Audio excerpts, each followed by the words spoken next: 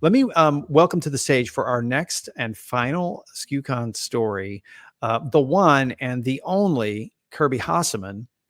And I mentioned to Kirby that when you start getting introduced as the legend, you've passed some point of no return in your career. Old.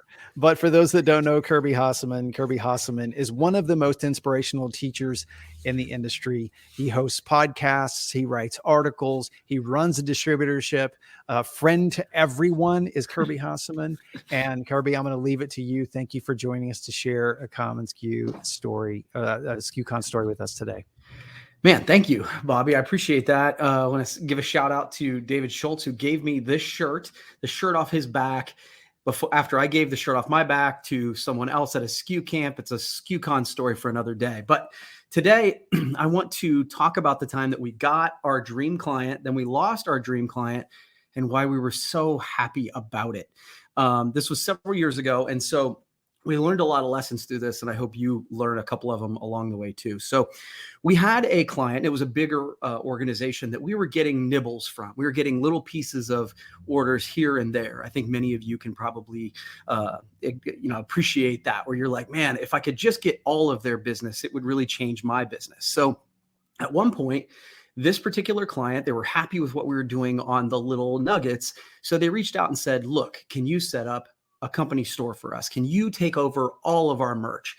And that's like the dream call, right? Like we wanted to take care of them. We said yes. And so it was such a big deal to us that we said yes to everything, right? We were like, we discounted the price. We decided the client wanted, we had shown them common SKU shops, which of course are amazing, but no, they wanted a custom website. So we built a custom website. And that sounds great, except that we didn't just build them a custom website. We built them a custom website for 8 separate brands. So we said yes, and we didn't charge them. We got charged, but we didn't charge them. So we discounted our price. We created multiple custom websites for each brand. We agreed to take care of free delivery because apparently we were now Amazon. Great idea.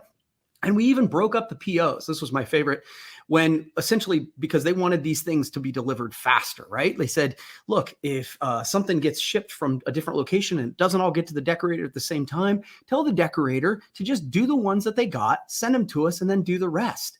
Now, if you're listening to this and you've done this business for longer than 15 or 25 seconds, you know that none of that's good, right? Like none of that is good. And so we broke all of our rules. We broke all the rules that we go with to build a successful business. We broke all the rules that let us kind of solve the problems that we did for them on the front end. How they became our customer and how they came to know and love us is because we did things a certain way. So we broke all of those rules. And as you might expect, we struggled to keep up. We broke all of our rules and things went completely off the rails. So lesson number 1 from my skucon story is, despite what some people in sales will tell you, and despite what I did when I first got into sales, don't say yes to everything. Everything has a cost. Value yourself. So don't say yes to everything. That's number 1. So as you might expect, and we went down this road with this client, it didn't go great, right? Because we broke all our own rules. Things were getting shipped. We couldn't keep track of everything. And the further we got down the road, the further out of sorts we as an organization got. And so in the middle of this mess, we went to meet with the client, and we went to meet with them to say, look, this isn't going well. They were incredibly frustrated, but I want to say we owned it, right? Like we walked in there and we said, look, this is our problem. Even though they had certainly made some demands that were out of bounds, we agreed to them. So we said, we're going to fix it. And we had a month or so to get it right before the Christmas holiday. So that was kind of a big ask because things were all over the place. Now, I want to be clear. They were super jerks during the meeting. But I think as we sat there, we're like, look, we've earned that. We've earned that moment of them being jerks to us. So we took it, right? Because we hadn't delivered. So when we left that meeting, we set out to fix it. And I mean, we worked our tails off. And by we, I mean the salesperson and me and like 3 people in the office. We were all over the place. For the next 8 weeks, we tracked out every piece. We finished every order, delivered every beanie. And at one point, we had apparel in 5 different decorators all over the state of Ohio, and drove to all of them because we had said we'd do free delivery, right? I drove to all of them and took them, including the last delivery that got delivered literally on Christmas Eve. It was kind of a Herculean effort, and I was super proud of it. And it was one of those where I was like, okay, so we did what we said we were going to do. And I was proud of the team. I thought, okay, we had earned the chance to get back in their good graces and to move forward. So we met with them again, right? And we went with them after the holiday to go over sort of the success and set a plan for moving forward. I'm going to be honest with you. I thought this was going to be a fun meeting. I'm a person that wears t-shirts that say "Be kind, spread joy." I have a mask, and we were masked up, and the mask said "Spread joy." And I thought this was going to be a pretty joyful meeting, if I'm going to be honest. And I really did. I thought they were going to be happy and we'd be back on good relational footing. And they were dicks. They were dicks through the whole meeting. It was the first time, and I can say this, I've been doing this for a long time. It's the first time I've ever raised my voice and cursed at a client ever in a client meeting. It was unbelievable. They were being bullies, and they were screaming at us and yelling at us and calling us, everything in the book, until I finally stood up and said, no, you're not doing that anymore. I don't care what your business is like. And during that meeting, the big bully in the meeting was like, we're your biggest client. You have to do this and you have to do this. And I'm like, you know what? You are a very important client, but you're not more important than the rest of the business. And so next lesson, and there are 3. So this is lesson 2. People who are dicks are dicks. There's nothing you can do about it. There are some times where no matter how Herculean an effort you make, certain people are just never going to be pleased. And it's really unfortunate when that's a really big client.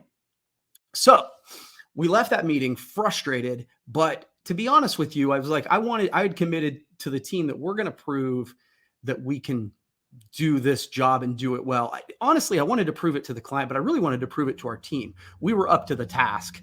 And so over the next couple months, we worked really hard to deliver, and we really did. I'm proud of the work we did. But what was really evident to me, and I think this is what is the lesson to based on what has been said all day long, right? About I'm thinking about what Jeremy talked about in his presentation and how we can differentiate.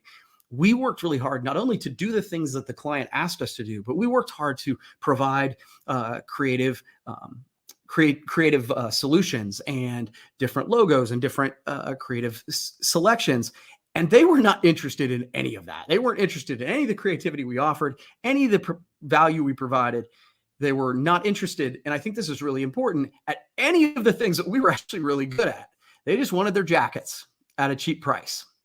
Now, that's fine, but when I look at the customers that we target, it's not the people we target. We don't target the people who just chase price. We target people that value our creativity, that value our culture, and value the things we have to offer. So while we were proud of what we did, after a few months, we all decided to part ways. And I must say, I'm so relieved. The client represented over $100,000 in revenue for us, and we grew as a company after they left. So the final lesson from this story is, if you're not aligned with your clients, it will almost never lead to success. No matter how good a job you do, if they don't value the things that you do and do well, they're not going to be a good fit for you. They have to value what you do and what you value. And by the way, you need to value what they value as well. And so this was a really, really painful lesson that many of us in the organization still talk about to this day, but it's one that we don't forget. And coming to conferences like this, where I get to be a part of a group of people that kind of inspire me to go back to the basics, to find that next dream client and set it up in a way that is right for them and it's right for us. And so that is my skucon story and the 3 lessons that I've learned from it, although I probably learned a couple more. It was painful, but I'm sort of excited that it happened. Kirby, you are awesome. And I think that there's been a whole bunch of shirt designs and tattoo designs that are in the chat based on your comments today. So.